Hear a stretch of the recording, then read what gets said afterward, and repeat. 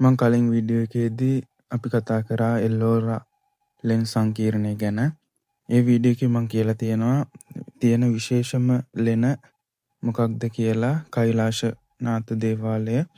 එතකොට ඔය ඕගොල්ලන්ට පේන්නේ ඒ කෛලාශ නාථ දේවාලය. මේක අපි උඩ ඉඳන් බලද්දි තමයි ওই විදිහට තියෙන්නේ. ඉතින් ඔය උඩින් තියෙන ගල් පර්වතේ සම්පූර්ණයෙන්ම යටට කපලා තමයි ඒක හදලා තියෙන්නේ. නාථ දේවාලයට උඩින් කෛලාශ නාථ දේවාලයට උඩින් වම් අත පැත්තේ තියෙන තවත් කේව් එකක් තමයි ඔය අපි දැන් බලන්නේ. ඉතින් ඒක බලාගෙන තව ටික වෙලාවකින් අපි යනවා පල්ලෙහාට. ඉතින් ගොඩාක් රස්නේ මේ දවස්වල. ඒ රස්නේ වුණත් බලන්න වටින තැනක් නිසා අපි ගොඩක් අමාරුවෙන් මහන්සි පිට මේ යන ගමන් තියෙන්නේ. ඉතින් ඔය අපි දැන් බලන්නේ කෛලාශ ඒ කෝවිල කේව් එකට උඩ පැත්තෙන් තියෙන එක කෝවිලක්. ඔය දැන් තියෙන්නේ අපි සම්පූර්ණ උඩ ඉඳන් බලද්දි කොයි විදිහටද කියලා. එතකොට උඩ සම්පූර්ණ උඩ ඉඳන් යටට තමයි කපාගෙන ගිහිල්ලා ওই විදිහට ওই කේව් එක හදලා තියෙන්නේ. ඉතින් හරිම ලස්සනයි. ඒ ලස්සන ගැන කතා කරන්න වචන නැහැ. ඒ තරමට ලස්සනයි මේ කේව් එක. අපි දැන් පල්ලෙහාට බැහැගෙන යනවා. බලමු.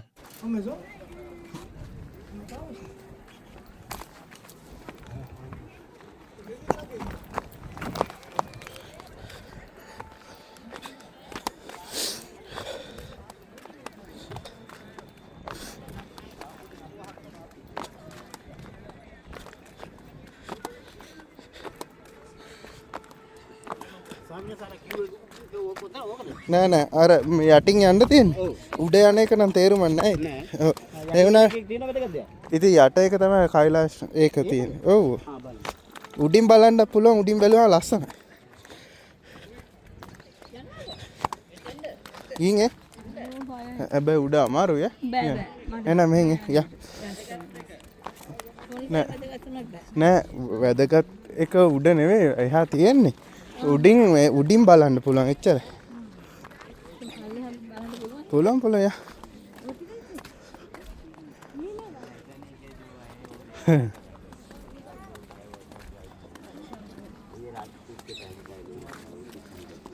ये लेंगे अभी 100 रुपए का भी है। ये लेंगे ये 600 का है।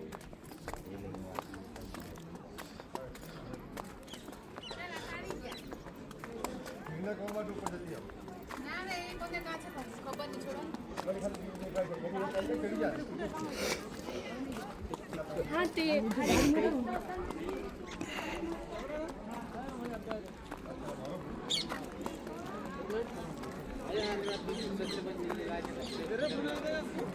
මේ තියෙන්නේ වැදගත් කියන්නේ මේක සම්බන්ධ මේක අර කෛලාශ මේක කියන්නේ මේක තමයි දැන් ලස්සනම තියෙන්නේ.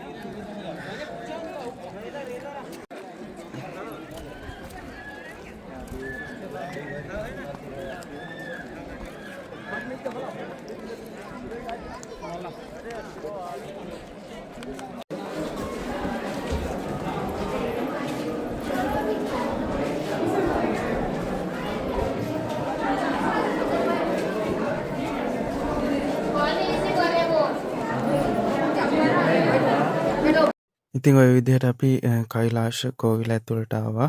එහෙම නැත්නම් ගොඩක් අය කියනවා කෛලාශ නාථ දේවාලය කියලා කියනවා. කෛලාශ කෝවිල කියලා කියනවා. කෛලාශ ලෙන් සංකීර්ණය කියලා කියනවා. ඉතින් අපි බලමු ඉස්සරහට.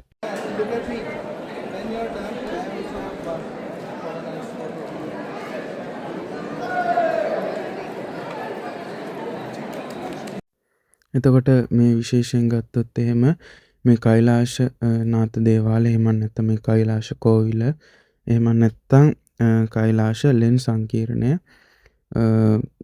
මේ එල්ලෝරාවේ තියෙන පිහිටලා තියෙන විශ්ව ජනකම සහ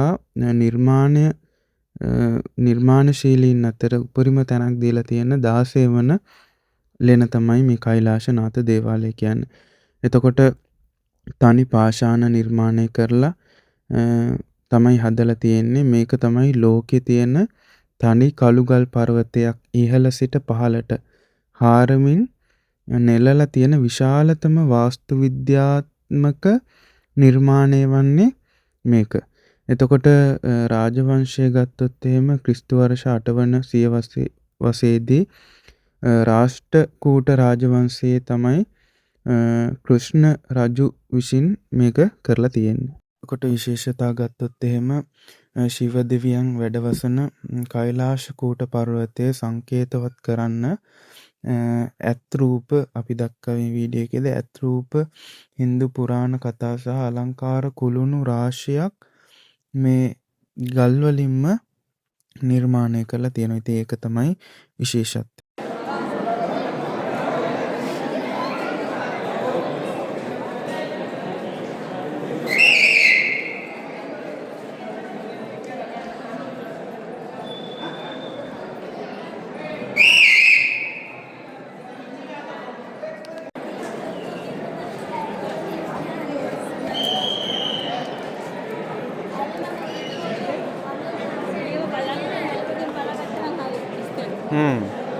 නෑ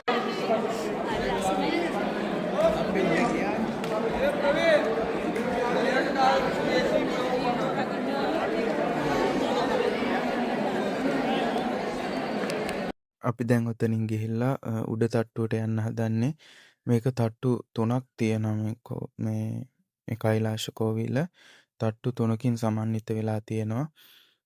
ඉතින් ওই විදිහට බලන්න ලස්සන නිර්මාණ කරලා තියෙනවා. ඉතින් දැක්කහම පුදුම සහගත බවක් ඇති වෙනවා. මේව කොහොමද ඒ කාලේ කිසිම තාක්ෂණයක් නැතුව මම කලින් වීඩියෝ එකේදීත් කිව්වා මේවට භාවිතා කරලා තියෙන්නේ මිටිය සහ කටුව විතරයි. එතකොට කටුව සහ මිටිය භාවිතා කරලා මේ තරම් විශේෂ නිර්මාණ කොහොමද හැදුවේ කියලා අපිට අදාහ ගන්නවත් බෑ. ඔය දැන් අපි ඉන්නේ උඩ තට්ටුවේ. ඉතින් ඒ වගේ විශේෂ මාරම ලස්සනයි. හිතා ගන්න බෑ කොයි විදිහටද කරලා තියෙන්නේ කියලා.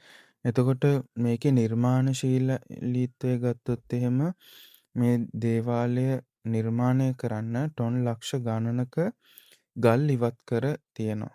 ඒ වගේම මේක කිසිම පලංචියක් නොමැතිව ස්කැෆෝල්ඩින් එකක් නොමැතිව ඉහළ ඉඳලා උඩ ඉඳලා අර අපිට පේන ඔය උඩ ඉඳලා පල්ලෙහාට හාරලා තියෙනවා. කිසිම උපකාරකයක් නැතුව උඩ ඉඳන් පල්ලෙහාට කැටයම් කරමින් තමයි මේගොල්ලෝ ඇවිල්ලා තියෙන්නේ. ඉතින් ඉංජිනේරු විද්‍යාවේ අදාහගන්න නොහැකි ජයග්‍රහණයක් මේකෙදී මේගොල්ලෝ පෙන්වුම් කරනවා.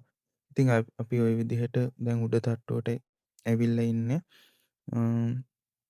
අපි උඩ තට්ටුවේ ඉඳන් තමයි ඔය පල්ලෙහා කොටස ඕකෙදි පේන්නේ. අර පල්ලෙහාත් මිනිස්සු ඉන්නවා මේ උඩ. ඉතින් මේක ඇතුලේ තමයි ඒ දේවාලය කියන කොටස පිහිටලා තියෙන්නේ. ඉතින් අපි මම මේක කිව්වා විශේෂයෙන් ගත්තොත් එහෙම අපි මේක පිහිටලා තියෙන මහාරාෂ්ට්‍ර ප්‍රාන්තයේ. ඒ වගේම ඖරංගාබාද් කියන ප්‍රදේශයේ කිලෝමීටර් 30ක් පමණ දුරින් තමයි පිහිටලා තියෙන්නේ. ඉතින් මේක නරඹන්න එනවා නම් ඔක්තෝබර් සිට මාර්තු දක්වා කාලය තුල අපිට බොහොමත්ම සිසිල් කාල ගුණයක් පවතින මාස කිහිපයක්. ඒ කාලයට අපිට බලන්න පුළුවන්කම තියෙනවා. හැබැයි මාර්තු වගේ වෙද්දි ගොඩක් රස්නයක් එනවා. එතකොට හරි අමාරුයි.